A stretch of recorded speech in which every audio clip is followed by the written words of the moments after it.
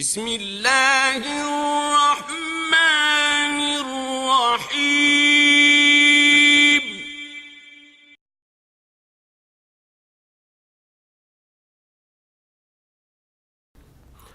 اب یہاں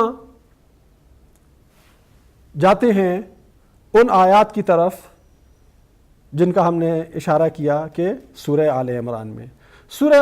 میں اللہ تعالیٰ نے ذکر کیا ہے اہل کتاب کا۔ اہل کتاب کا ذکر کرنے کے بعد اللہ تعالیٰ نے کچھ چیزوں کو اس طرح سے بیان فرمایا۔ مسلمانوں پہ بات آتی ہے، مسلمانوں کو حکم دیا جا رہا ہے آیت نمبر 110 میں، کنتم خیر امت اخرجت للناس، تم بہترین امت ہو جسے لوگوں کے لیے بنایا گیا، لوگوں کے لیے نکالا گیا، تأمرون بالمعروف وتنہون عن المنکر، تم امر بالمعروف کرتے ہو، نہی از منکر کرتے ہو، وتؤمنون باللہ، اور اللہ پر ایمان رکھتے ہو۔ وَلَوْ آمَنَ أَهْلُ الْكِتَابِ لَكَانَ خَيْرًا لَهُمْ، اور اگر اہل کتاب بھی ایمان لے آئیں، یعنی اگر یہود و نصارہ بھی ایمان لے آئیں، لَكَانَ خَيْرًا لَهُمْ، تو یہ ان کے لیے بہتر ہو۔ اب اگلا جملہ بڑا اہم ہے، مِنْهُمُ الْمُؤْمِنُونَ وَأَكْثَرُهُمُ الْفَاسِقُونَ، اہل کتاب میں سے کچھ لوگ ہیں جو مؤمن ہیں، وَأَكْثَرُهُمُ الْفَاسِقُونَ، لیکن ان میں سے اکثریت فاسق ہیں۔ یعنی اہل کتاب ہوتے ہوئے، مسیحی ہوتے ہوئے، یہودی ہوتے ہوئے مومن ہے، لیکن اکثریت ان کی فاسق ہے۔ آگے چل کے اللہ تعالیٰ ان کا ذکر کرتا ہے، اور ان کا ذکر کرنے کے بعد اس چیز کے پیش نظر کہ کہیں مسلمانوں کے ذہن میں یہ خیال پیدا نہ ہو کہ سارے ہی اہل کتاب برے ہیں، سارے ہی اہل کتاب بدکار ہیں، سارے ہی اہل کتاب جہنمی ہیں، اللہ تعالیٰ سورہ آل عمران کی آیت نمبر 113 میں فرماتا ہے، لیسوا سواء، یہ اہل کتاب سارے کے سارے برابر نہیں ہیں، سارے کے سارے ایک جیسے نہیں ہیں۔ من اہل الکتاب امت قائمۃ یتلون آیات اللہ آناء اللیل، اہل کتاب میں سے ایک گروہ ایسا بھی ہے کہ جو راتوں کو اللہ تعالیٰ کی عبادت کے لیے جاگتا ہے، کھڑا ہوتا ہے اور اللہ تعالیٰ کی آیات کی تلاوت کرتا ہے، وہم یسجدون، سجدوں میں اپنی راتیں گزارتا ہے۔ یؤمنون باللہ والیوم الآخر، یہ اللہ پر ایمان رکھتے ہیں، آخرت پر ایمان رکھتے ہیں، وَيَأْمُرُونَ بِالْمَعْرُوفِ وَيَنْهَوْنَ عَنِ الْمُنْكَرِ، یہ امر بالمعروف کرتے ہیں، نہی از منکر کرتے ہیں، وَيُصَارِعُونَ فِي الْخَيْرَاتِ، اور نیکی کے کام کا جو بھی انہیں موقع ملتا ہے یہ تیزی سے آگے بڑھتے ہیں اور کار خیر کو انجام دینے والے ہیں۔ وَأُولَئِكَ مِنَ الصَّالِحِينَ، یہ لوگ صالحین میں سے ہیں، یعنی من اہل الکتاب ہیں، اہل کتاب میں سے،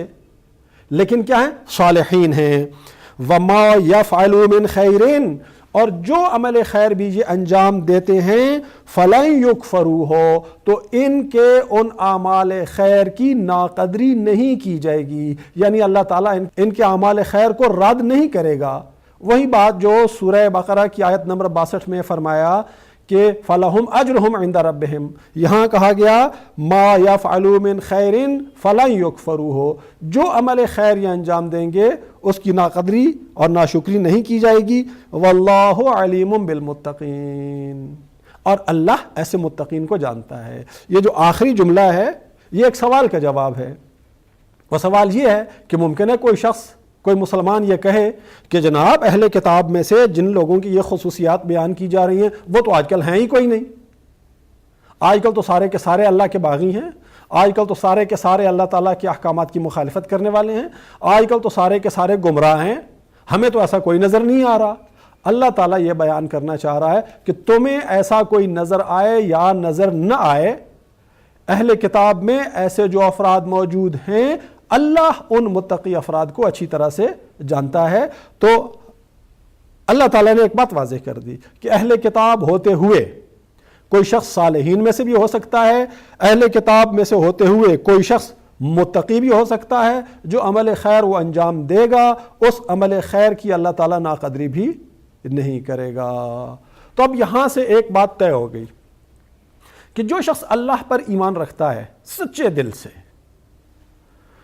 اور آخرت پر ایمان رکھتا ہے سچے دل سے، اور ان دو ایمانوں کی بنیاد پر اپنا عمل ٹھیک رکھتا ہے، تو اللہ تعالیٰ کی نظر میں یہ شخص متقی بھی ہے، یہ شخص صالح بھی ہے، اور سورہ یونس کی آیت نمبر 62 کے مطابق یہ شخص اللہ تعالیٰ کے اولیاء میں سے بھی ہے، چاہے اس کے اوپر مسلمان ہونے کا لیبل لگا ہوا ہو، چاہے اس کے اوپر بظاہر یہودی ہونے کا لیبل لگا ہوا ہو، چاہے اس کے اوپر مسیحی ہونے کا لیبل لگا ہوا ہو، چاہے کچھ بھی لیبل لگا ہوا ہو۔